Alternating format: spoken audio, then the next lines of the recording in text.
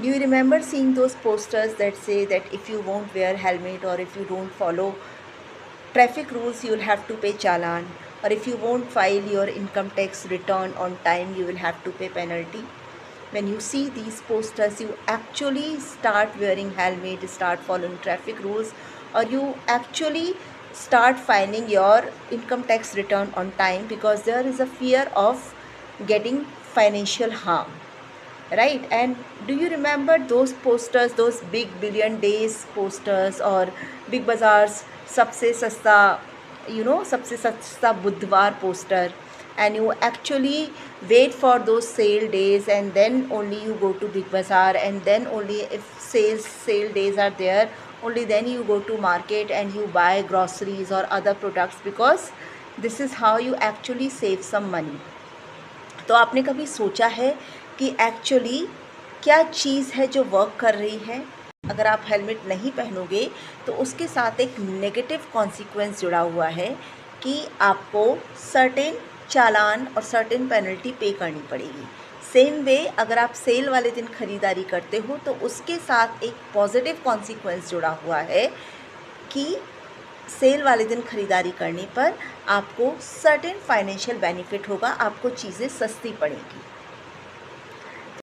यही operant conditioning है, जिसके थ्रू हम सर्टेन बिहेवियर्स को लर्न करते हैं और मीडिया बहुत ही डिस्क्रीटली, बहुत ही इंटेलिजेंटली इसका यूज़ करता है।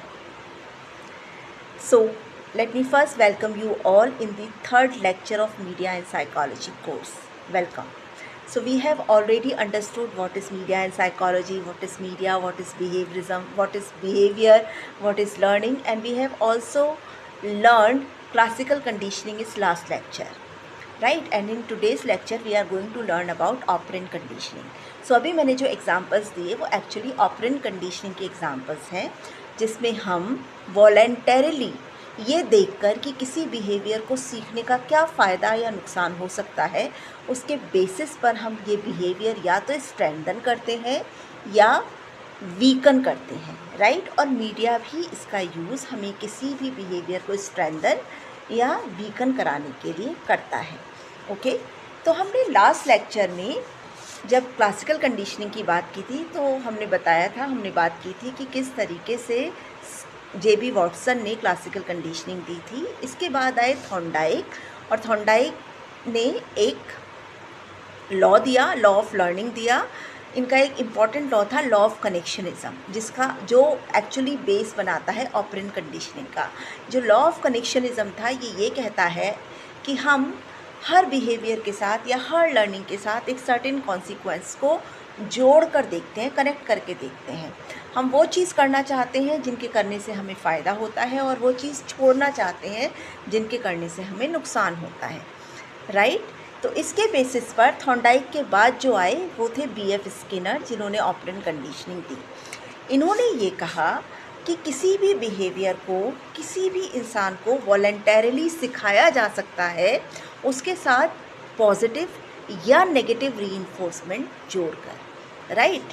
अगेन, जैसे अभी हमने एग्जांपल लिया कि हेलमेट पहनने का बिहेवियर आप लोग लर्न कर लेते हो या हम सब लोग लर्न कर लेते हैं धीरे धीरे, बिकॉज उसके साथ एक नेगेटिव कॉन्सिक्वेंस जुड़ा है कि अगर हमने ट्रैफिक रूल्स वायलेट किए या हमने हेलमेट नहीं पहना तो वील हैव टू पे पेनल्टी, राइट? इसी तरीके से वेडनेसडे बाज़ार या सेल वाले दिनों का हम वेट करते हैं किसी भी शॉपिंग करने के लिए या कोई भी नई चीज़ को ख़रीदने के लिए, क्योंकि उसके साथ एक पॉजिटिव रीइंफोर्समेंट जुड़ा है कि हम अगर इस दिन शॉपिंग करेंगे तो हमारा कुछ हमको सर्टेन फाइनेंशियल बेनिफिट होगा, राइट?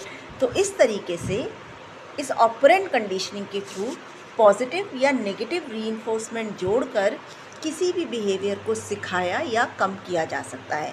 आपको याद है बचपन में आपके पेरेंट्स भी आपसे कहते थे कि अगर तुम क्लास में फ़र्स्ट आओगे तो मैं तुम्हें साइकिल दिलाऊंगा, या तुम अगर ये एग्ज़ाम क्लियर कर लोगे तो तुम्हें मोबाइल फ़ोन मिलेगा। वो भी ऑपरेंट कंडीशनिंग है, राइट?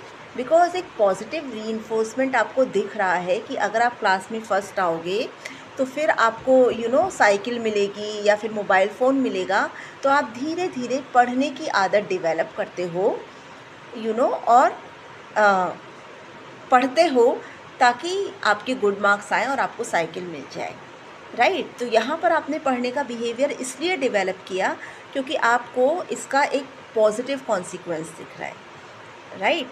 अगेन अब हम ज़रा आजकल की जो आजकल हम जो पूरे टाइम मोबाइल देखते रहते हैं, उसमें ऑपरेंट कंडीशनिंग कैसे वर्क करती है, पॉजिटिव रीइंफोर्समेंट इनफैक्ट कैसे वर्क करता है, उसकी बात करते हैं, राइट। तो आप मान लीजिए मोबाइल पर आपने अपने मन की कोई अपने खुद से कोई पोस्ट डाली, आपने देखा है, आप बार बार देखते रहते हो, बार बार मोबाइल देखते रहते हो कि किसी का लाइक आया है या नहीं, किसी ने उस पर कोई कमेंट किया है या नहीं, राइट। आप बार बार मोबाइल इसलिए देखते हो क्योंकि उसके साथ एक पॉजिटिव रीइंफोर्समेंट जुड़ा है, राइट।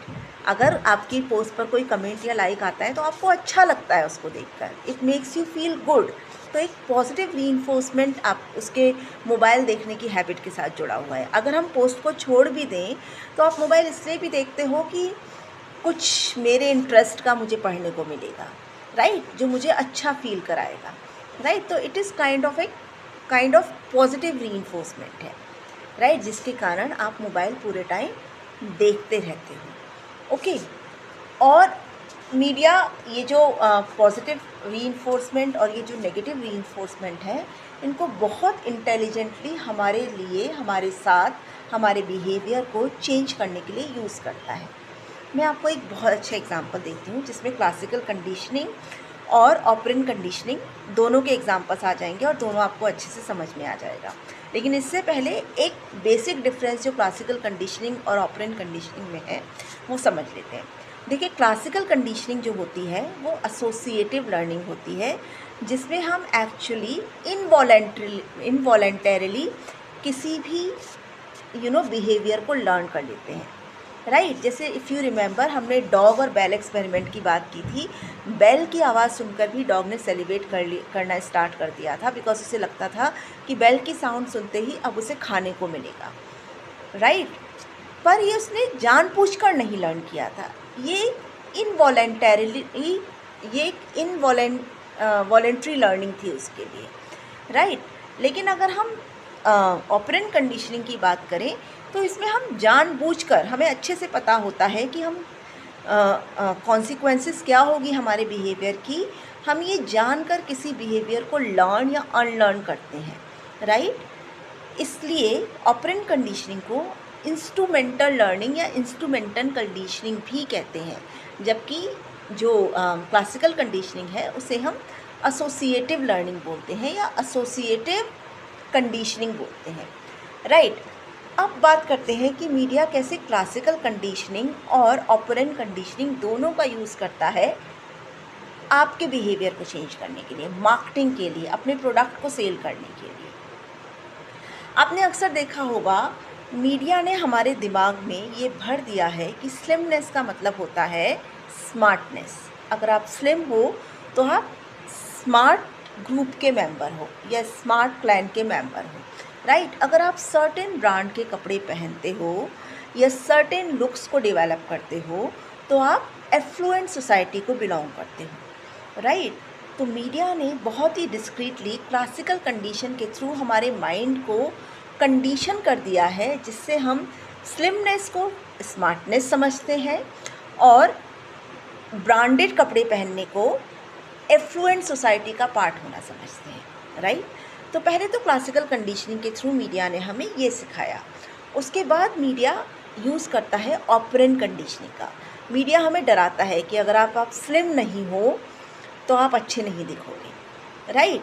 तो media slimming courses, gymming courses, ये सारी चीज़ें स्लिम होने के लिए आपको सेल करता है। इसी तरीके से बिकॉज़ आप जानते हो कि सर्टेन ब्रांडेड कपड़े पहनने से आप एफ्लुएंट सोसाइटी का पार्ट लगोगे, it will make you feel good, तो आप ब्रांड के साथ पॉजिटिव कॉन्सिक्वेंस को जोड़ लेते हो और इस वजह से आप ब्रांडेड कपड़े खरीदना शुरू करते हो, right. So this is how media very discreetly uses both classical conditioning and operant conditioning to change your behavior.